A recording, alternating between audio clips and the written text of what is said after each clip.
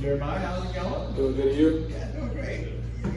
Obviously, you were experienced coming into this season, but it really seems like you've like gone up a whole nother level this year. What's been the difference for you as just being more of a leader, more experienced? Like, what's been the biggest change for you this season, you think? Just being more consistent and not getting satisfied with my play. Like, I was thinking to myself, actually earlier today, I was telling myself, stay greedy, never get too comfortable with your success. So I'm just going to keep chopping wood and progressing to be better in life, to be honest with you, on and off the field.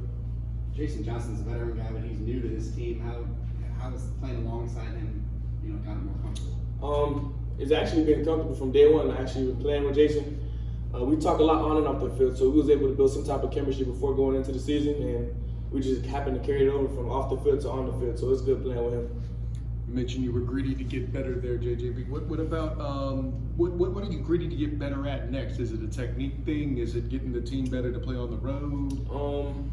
Really, all sorts of things. To be honest with you, it's always like I said before. You never play a perfect football game. So as each game goes by, I go watch games and see what I did wrong or see what technical issues I can get right to progress the next week. And us being on the road, man, I told the guys ahead of this week, man, it's going to be a challenge for us, but don't let that put fear in our heart. Like, we're confident, we know what type of team we are. So being on the road is going to be a good challenge, but I love my guys this week. What did you guys see on film about ECU that really stands out? ECU is a good team, so we respect them for sure, but every team we respect weekly. But, we're just going to home in on this week versus ECU and take the fight to them. What's the challenge that Holt Naylor's the quarterback presents? He's a veteran guy. The quarterback obviously is a veteran guy. We got some veterans on this defense as well, so, it's going to be a battle. Jeremiah, as one of the leaders on this team, how do you keep the guys just locked in on a mission without looking ahead of the homecoming game in Cincinnati or making it being a trap game ECU? Coach Gus actually talked to us yesterday. He was just saying, like, we're in the second half of the season, so we're going to take each week at a time. So this week, everything is focused on ECU. We're not worried about Cincinnati or anything until that game comes. So as this week, we're focused on ECU and only ECU. Jeremiah back here, going back to off Trace's question about Holt Naylor, he's the size of the tight end, he's left-handed. What unique challenges does he present as a linebacker if he's willing to put his shoulder down and not take a slide like other quarterbacks are? We linebackers, we like to fight too, so we're going to come hit you.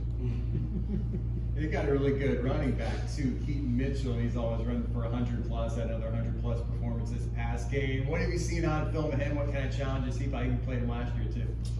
He's a good back, shifty, likes to get in open space and run, but us as a defense, we're going to contain him.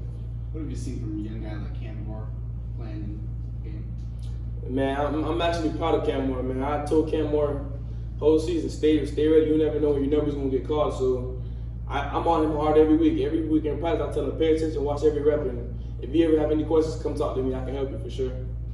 Jeremiah, you might have heard me ask a version of this to Ryan, but I'm going to ask you, when guys in the trenches help make each other better, I think, better than anyone else on the field, how have you helped this offensive line get locked in and gelled as a defense? Man, honestly, during camp, we fought pretty hard, offense and defense, going against the O-line, the trenches. The trenches is something that you got to take serious. If you don't have no trenches on the offensive side and defensive of the ball, then you're really not going to have no game to be, penetrated and stuff like that. So it's very serious.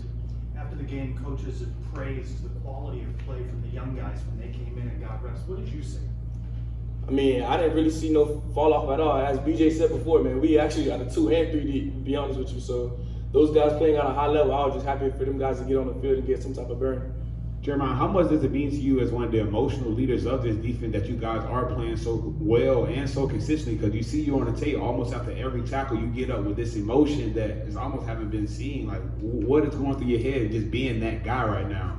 To be honest with you, I'm just very passionate about football. I've been playing football since a little kid, so I'm happy for myself even if I make plays, but I'm also happy for my brothers to make plays on the field. Like, that drives me crazy too. Like, if they make plays, I'm happy for them. So it's all just a wholesome team, and we just build each other up for sure. Keep guys going. Are you looking forward to playing a road game, like a real road game? You go out of state, the fans going to be fired up and crazy. Do you like playing in those atmospheres? Got to change things up a little bit from all these home games. Yeah, it's good to travel, but I don't really let me being on the road mess with my head. It's all a mind game, honestly. If you're mentally strong on the road, you'll be strong anywhere. Is that something that you're sharing as a leader on this team, that thought with guys that maybe don't have as much experience with road games?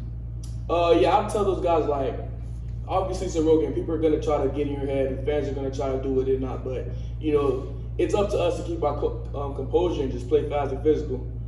Don't let the road change you. Don't let the road change your thought process and how you play. What are some attributes of the defense that you think make us the #1 red zone defense in the country? Man, to be honest with you, it's a lot of parts. Honestly, we always home in on stopping the run, but you know, it's just another level of pride that kicks in. When they do get in the red zone, we always pride ourselves on not letting them score. We're going to force them to take 3 points. So I think that's just more of a pride thing of not letting them come all the way down the field and score on us. We take that serious. T. Will said yesterday he wants to see the defense get off to a faster start. What do you think's led to some slower starts? I don't really know. Next question. So Eastern North Carolina, where Green was located, they kind of know for their barbecue. Are you a big barbecue guy? Hey, what do you like? Do you like get some ribs and pork, some brisket? Like, what do you like? I mean, the only place I've really heard that got a good barbecue is Cookout. See, not a really big barbecue guy. Okay. That's the only place I really know. Not a big barbecue guy like that. Okay. Thank you. Thank you. Thank you. Thanks, Mike.